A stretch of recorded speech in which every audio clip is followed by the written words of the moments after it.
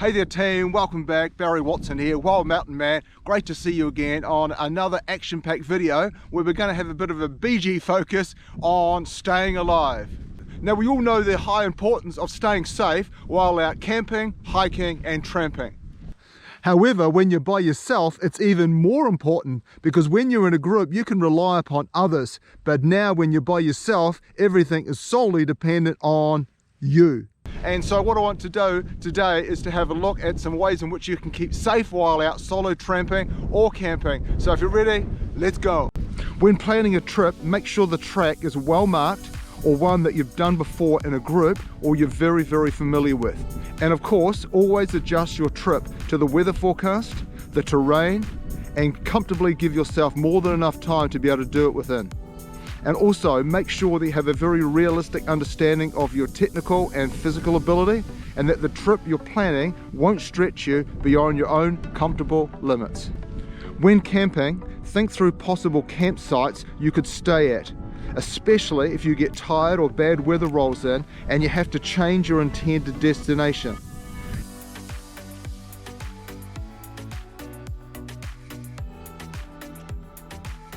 In other words, don't be so fixated on getting to a certain campsite or doing X amount of miles in a day, as being inflexible can be a really dangerous attitude.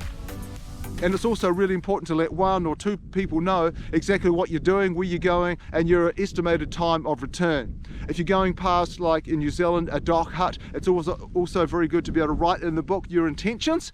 And also, if you're out on the track and you catch up with somebody, you're just having a casual conversation, you may just want to slot into the discussion exactly where you're going. So there again, just another way by which somebody knows where you're going. When you're at your campsite, look around so you know where higher or more sheltered ground is if you need to exit it in the middle of the night. Also, sleeping with your head torch next to you is also a great idea. And another really good tip is, if you like these types of videos, you may like to subscribe to the channel, and that'll make sure that you won't miss out on upcoming videos I bring out. I don't know what it is, but it seems as though from time to time there's always somebody that's going on a trek in their jeans, their gym shoes, they've hardly got any gear, and if something goes wrong, their chances of surviving are very slim. And of course, I don't want to be that guy or that girl. So always take extra clothes and food with you. If you're going away for one night, I'd suggest take 2 nights food. And on longer trips, always carry some form of shelter, such as a tent, a tarp, or emergency bivvy type bag.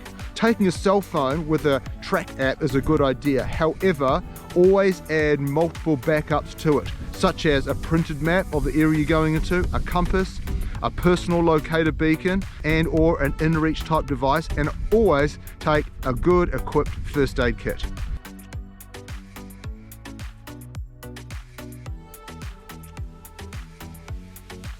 Another good tip is also not to use a solo trip as a chance to test out a new tent, a new sleeping bag, a new cooker, or a vital piece of kit that you're taking with you. You want to do all your testing, all your trials at home, and use the good stuff for when you're out and when you really need it.